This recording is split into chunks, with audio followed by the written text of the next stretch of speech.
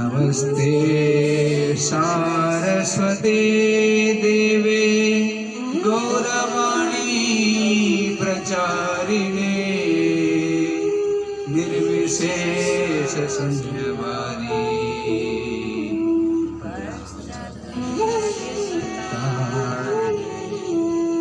नमस्ते नमो विष्णुपादाय कृष्ण प्रेष्ठाय भूतले श्रीमते राधा गोविंद गोस्वामिन्निति नामिने। नमस्ते प्रभुपादियदेवं गौरवाणी प्रचारिणे निर्विशेषा शून्यवादी ग्रामजन्निस्तारिणी श्री प्रभुपाद की जय। ओम नमो भगवते वासुदेवाय। ओम नमो भगवते वासुदेवाय। ओम नमो भगवते वासुदेवाय। ओम नमो भगवते वासुदेवाय। ओम नमो भगवते वासुदेवाय।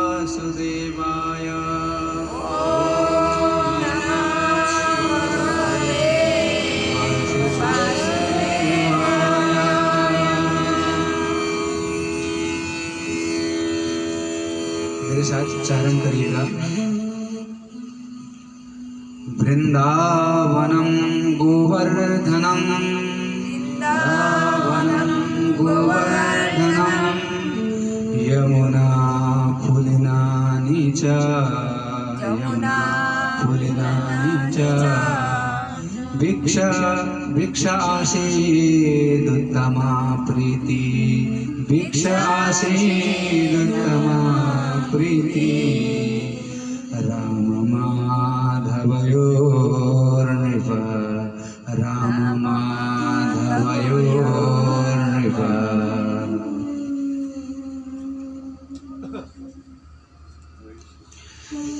वृंदावनम गोवर्धनम यमुना पुलिनानि च भिक्षा आसीस उत्तमा प्रीति राम माधवयोर्नृप। कहते हैं वृंदावन को देखकर, कल हम श्रवण किए थे कि नंद बाबा और सभी गोकुल निवासी कृष्ण बलराम के प्रति जो उत्पात हो रहे थे उसको देखकर समस्त गोकुलवासी क्या किया, वृंदावन को आ गए, वृंदावन की ओर आए कि यहाँ पे अनेक एक के बाद एक उत्पात हो रहे हैं। सकटासुर आया, पुतना मौसी आई, सकटासुर आया, तृणावर्त आया, न जाने कितने असुर आए, एक के बाद एक, एक के बाद एक। और आज तो दो वृक्ष गिरकर बाल बाल कृष्ण बचे। ऐसा सोचकर सब वृंदावन की ओर आ रहे हैं। और जैसे ही वृंदावन की ओर देखा, वृंदावन आते हुए कृष्ण बलराम ने किसको देखा करें, वृंदावन को देखा। देखकर ही आनंद से हृदय प्रफुल्लित हो गया। गोवर्धन को देखा, आनंद से प्रफुल्लित हो गया। यमुना पुलिन को देखा, यमुना तीर को देखा, आनंद से उनका हृदय प्रफुल्लित हो गया। क्यों? वृंदावन को देखकर क्यों आनंद से प्रफुल्लित हो गया? क्योंकि वृंदावन को देखकर इसलिए आनंद से प्रफुल्लित हो गया क्योंकि इसी वृंदावन में भगवान कृष्ण अपने भक्तों के साथ मिलेंगे, गोपियों के साथ रास रचाएंगे इसी वृंदावन में। इसी वृंदावन में, इसी गोवर्धन में, गोवर्धन देखकर भगवान को क्यों आनंद हुआ? क्योंकि यही गोवर्धन एक ऐसा साधन बनेगा जिसके नीचे सारे ब्रजवासी आएंगे और मैं सभी को एक साथ, मेरे भक्तों को एक साथ देखूंगा। इसको मैं अपनी उंगली से धारण करूंगा और यही गोवर्धन माध्यम बनेगा मेरा और भक्त के बीच में संपर्क का। इसलिए देखकर आनंदित हो गए। यमुना जी को देखा, यमुना जी को देखकर उन्होंने सोचा कि यही यमुना जी, एक प्रकार से यमुना जी भगवान कृष्ण की प्रिया है। देखकर आनंद इसलिए भी हुए और बाकी कारण जो है, इसी यमुना पुलीन में मैं राज विहार करूंगा, इसी यमुना पुलीन में मैं जल क्रीड़ा करूंगा राधा रानी और अन्य गोपियों के साथ। इसको देखकर अपने भक्तों के साथ आनंदित होऊंगा, भक्तों को आनंद दूंगा। इसको देखकर भगवान कृष्ण एकदम आनंदित हो गए। बलदाऊ दादा भी देखकर आनंदित हो गए। इसी वृंदावन में, गोवर्धन में, इसी यमुना पुलीन में मेरे गैया चलेंगे। देखकर दोनों आनंदित हो गए और आनंद से वृक्ष आशित उत्तमा प्रीति, देखकर ही आनंद से भरे उत्तम प्रीति हुई। ऐसा कहेंगे राम माधव कृष्ण बलराम को। उसके बाद कैसे भगवान बच्चा पालो बभूवु, 4 साल के हो चुके हैं भगवान, अब 5 साल में चल रहे हैं। अब उस समय क्या, भगवान गोपाल वत्सपालो बभूवु, वत्सपाल मतलब बछड़े को चराने वाले बने। आज भगवान गोपाल बने, आज से भगवान गैया को चराने वाले बने। आज से भगवान का नाम क्या हुआ, गोपाल बना। बोलिए गोपाल भगवान की। गोपाल शब्द का अर्थ ही है गाम बिंदती थी गोपाल, गाम बिंदती थी गोपाल, गैया को जो चराने वाले, पालने वाले, रक्षणावेक्षण देने वाले, भगवान का नाम क्या है, गोपाल है। आज से भगवान गोपाल बने। अविदुरे ब्रज भुवा सह गोपाल तार गई, और ज्यादा दूर नहीं जाते थे, नजदीक जाकर बछड़े को चराते थे, बछड़े को चराते थे। पहले गैया नहीं चराए। गोपाष्टमी कहते हैं ना, कार्तिक महीने की शुक्ल पक्ष अष्टमी को गोपाष्टमी कहते हैं। आप सभी को पता होगा, यही कार्तिक महीने की शुक्ल पक्ष अष्टमी। इस कार्तिक महीने में अनेक उत्सव है। इसी कार्तिक महीने में भगवान अपने अपने धाम को, अयोध्या धाम को फिर वापस आते हैं वनवास काट कर, इसी कार्तिक महीने में। और इसी कार्तिक महीने में अयोध्या राम जी 14 साल का वनवास काट कर वो इसी कार्तिक महीने में आते हैं। और इसी कार्तिक महीने में भैया ध्वज भी है, भातृ ध्वज, भाई टीका जो लगाते हैं। और इसी कार्तिक महीने में रास पूर्णिमा भी है, कार्तिक पूर्णिमा अंतिम दिन रास पूर्णिमा। और इसी कार्तिक महीने में दामोदर लीला संपन्न हुआ। दीपावली उत्सव भी इसी कार्तिक महीने। कार्तिक महीने में अनेकों उत्सव है, उत्सव से भरा हुआ है कार्तिक महीना। हमारा जो सनातन परंपरा में कार्तिक महीना अत्यंत पवित्र है। इसलिए कार्तिक महीने में हमें श्रीमद् भागवत के विशेष करके दशम स्कंद का श्रवण करने का कहा गया है शास्त्र में, और हम कर भी रहे श्रवण। और आज हमारा भाग्य भी सौभाग्य, हमारा भाग्य का भी तुलना नहीं किया जा सकता। बहुत सौभाग्यशाली है आप लोग, सौभाग्यशाली हो। क्यों? आप लोग दशम स्कंद का श्रवण कर रहे हो। भगवान ने इसी कार्तिक महीने में कौन कौन से लीला की है वो श्रवण कर रहे हो। और मैं भी अत्यंत भाग्यशाली हूँ आप लोग के समक्ष इसी कार्तिक महीने का भगवान कृष्ण का श्रीमद् भागवत के दशम स्कंद का कथा को प्रवचन करने का मौका मुझे मिला। इसलिए मैं भी बहुत सौभाग्यशाली हूँ।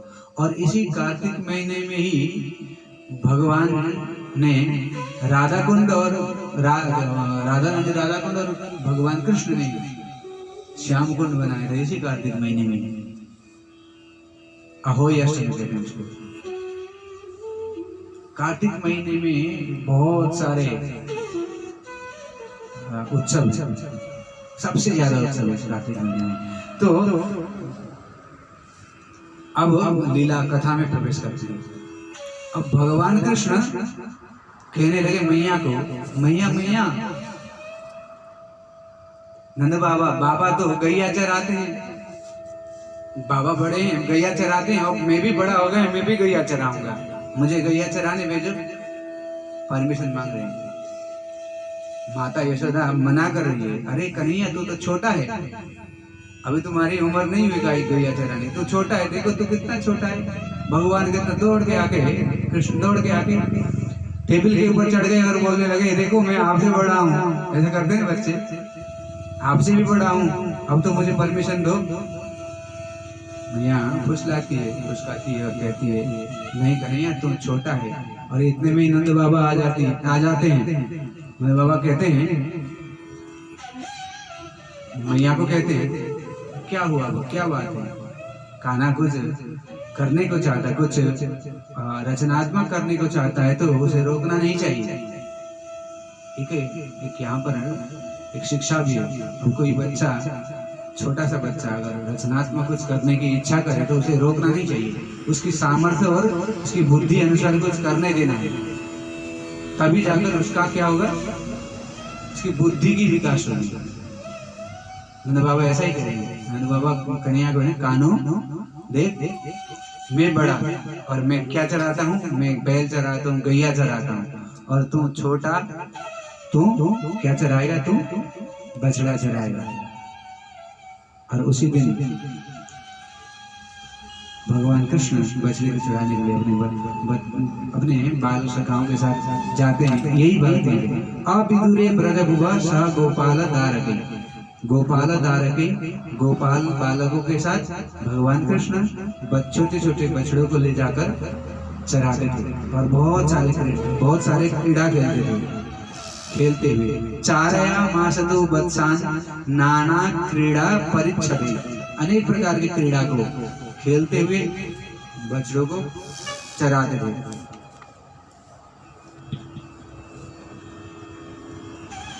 और इतने में ही एक घटना हुआ, एक असुर आया, वहां पे भी असुर छोड़ा नहीं।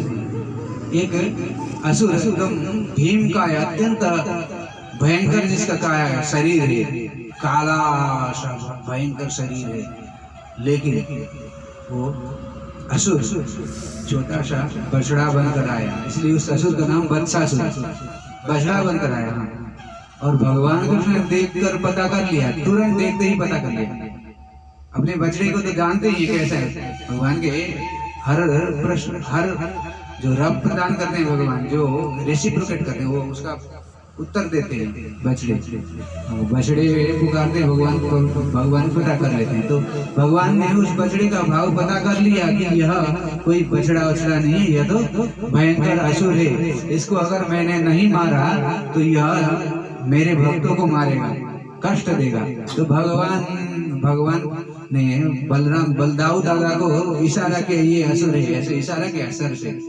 बलदाऊ दादा ने काम कर दो, खत्म कर दो, काम तमाम कर दो। जाके भगवान कृष्ण ने पीछे के दो पैर पकड़े पूंछ के साथ और घुमाए, और एक धड़ाम से एक बार पछाड़ा जमीन पर, और उसका राम नाम सत्य हो गया, मुक्ति प्राप्त हो,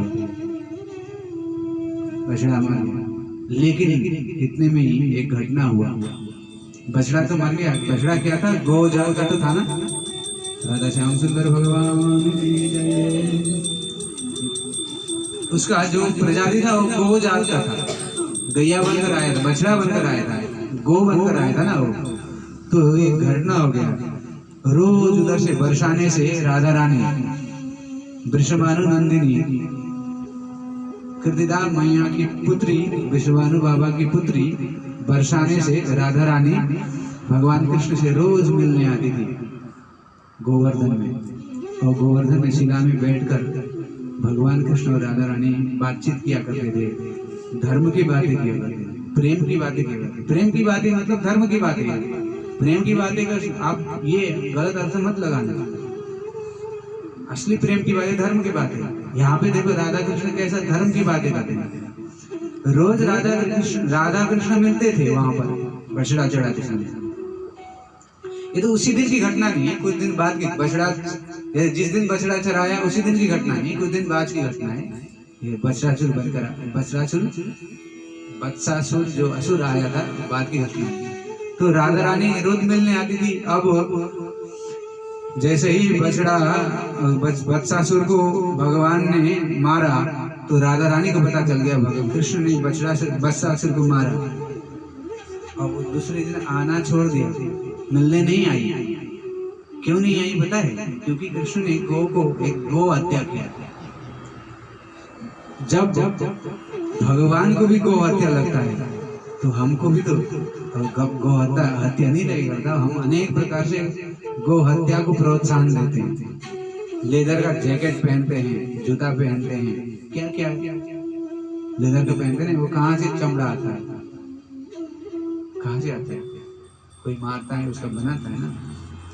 इसलिए एक इनडायरेक्टली हम भी गौ हत्या को प्रोत्साहन दे रहे हैं। इसलिए धर्म कर्म हम करते हैं, लेकिन उसका फल हमें क्यों नहीं प्राप्त होता?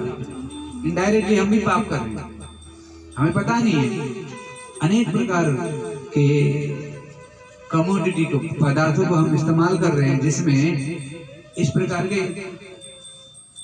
जो इस्तेमाल करना भी इस प्रकार के छोटे छोटे पाप हम अनजाने में पाप कर रहे हैं, उसको प्रोत्साहित कर रहे हैं। जैसे बहुत सारे कॉस्मेटिक जो लगाते हैं, हमें तो पता नहीं ना क्या से बनता है।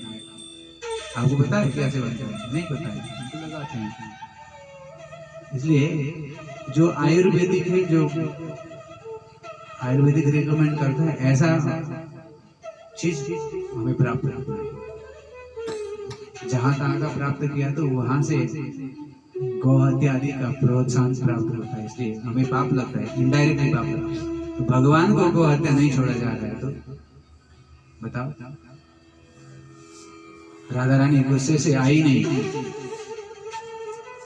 अब भगवान कृष्ण सोचने लगे क्यों नहीं आई राधा रानी।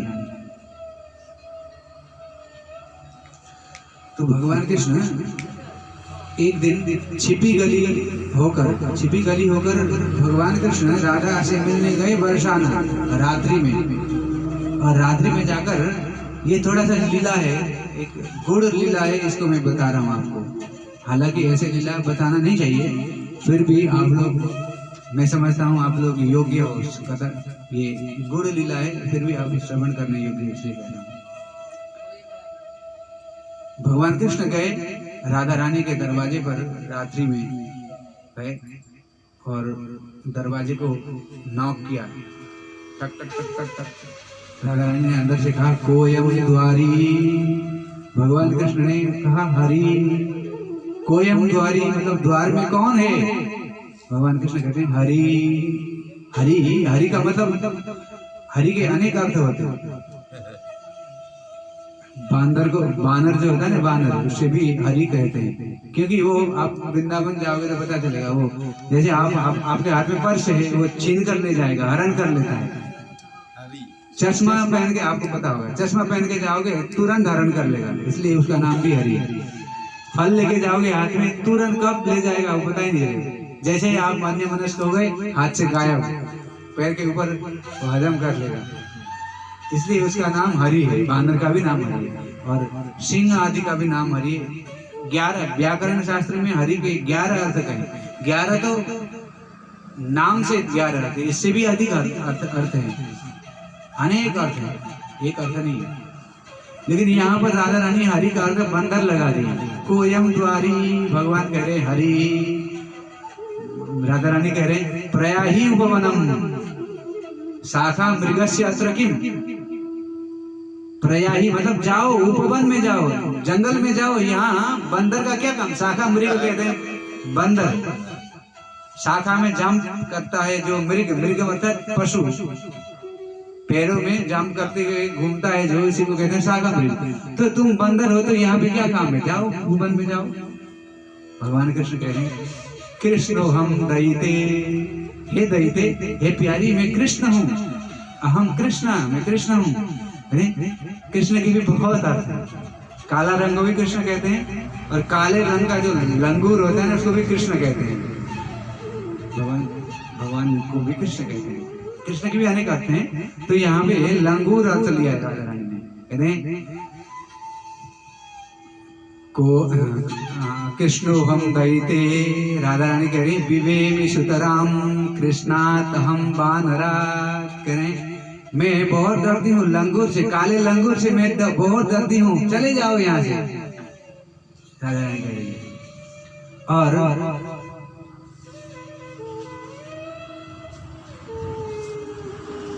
हाँ राधा रानी कह रही चले जाओ। तब कृष्ण कह रहे हैं हे राधे अहम मधुसूदन, हे राधे मैं मधुसूदन हूँ। मधुसूदन का भी अर्थ उन्होंने अलग लगा दिया। मधुसूदन भौरे को भी कहते हैं, भौरे को भी मधु को आस्वादन करने वाला है। मधु पुष्प में जाकर उसके मधु को आस्वादन करता है, निकालता है उससे मधु, इसलिए उसका नाम मधुसूदन। मधु को जो चाटने वाला उसी को मधुसूदन कहते हैं। तो मधु को शोधित कर दिया, निकालने वाला। मधु नाम के असुर को मारा था, इसलिए भगवान कृष्ण का नाम मधुसूदन है, मधु को मारने वाला। लेकिन उसके अर्थ अलग। यह भी मधु है। फिर संस्कृत शब्द ऐसा है, संस्कृत में अनेक अर्थ लगा सकते हैं, उसके धातु के अनुसार उसे अर्थ अनेक लगाया जा सकता है। इसलिए यहाँ पे मधुसूदन का अर्थ शब्दानाम अनेक अर्थ, धातु नाम अनेक अर्थ। अगर धातु में उपसर्ग का प्रयोग हो तो उसका अर्थ बदलता है। आप लोग ने व्याकरण शास्त्र पढ़ा हो तो, असामीज व्याकरण पढ़ा है तो भी उसमें भी पढ़ाया जाता है। किसी ने नेपाली भाषा में व्याकरण पढ़ा है तो उसमें भी पढ़ाया जाता है, हिंदी वाला पढ़ा है तो भी पढ़ाया जाता है, अथवा संस्कृत पढ़ा है तो उसमें पढ़ाया जाता ही है, उसमें तो पढ़ाया ही जाता है। क्योंकि मैं जब यहाँ पढ़ रहा था गाँव में तो मैंने पढ़ा नहीं, जब संस्कृत पढ़ा तब जाके ये सब पता चला भाषा के बारे में। और भाषा साहित्य सबसे आनंद देने वाला साहित्य है। लोगों को भाषा साहित्य में ही पढ़ना चाहिए, भाषा साहित्य लेकर पढ़ना चाहिए, खूब आनंद आता है। तो यहाँ पे मधुसूदन का अर्थ राधा रानी भगवान कृष्ण का नहीं लगा रही है, भौरे का लगा रहे हैं। कह रहे हैं ब्रजलताम तामे ही पुष्पान्वितम, अगर तुम भौरा है तो यहाँ पे तुम्हारा क्या काम, चले जाओ यहाँ से। ब्रजलताओं में जहाँ पर बड़े सुंदर सुंदर पुष्प खिला हुआ है, उस पुष्प में जाकर मंडराओ जाओ, यहाँ क्या काम तुम्हारा, चलो, अभी तुम्हारा कोई काम नहीं। इत्थम निर्वचनी कृतो सदयिता, इस प्रकार निर्वचनी कृत भगवान कृष्ण के बोलती बंद कर दिया राधा रानी। सादयिता राधा कृष्ण की प्रिया। इत्थम इस प्रकार निर्वचनी कृत, कृष्ण को निर्वचनी कृत। कृष्ण भगवान का अपना सा मुंह लेकर वापस आ गए, राधा रानी बोली नहीं। इत्थम निर्वचनी कृतो सदयिता हिरणो हरि पांतु, ऐसे जो दुखी भगवान वापस लौट आके आ गए, राधा रानी से मिल नहीं पाए, विरही भगवान, ऐसे भगवान मुझे रक्षा करे। किसी कोई भक्त इस प्रकार स्तुति कर रहा है कृष्ण भगवान, बहुत ही आनंद। लेकिन भगवान कृष्ण राधा रानी के विरह में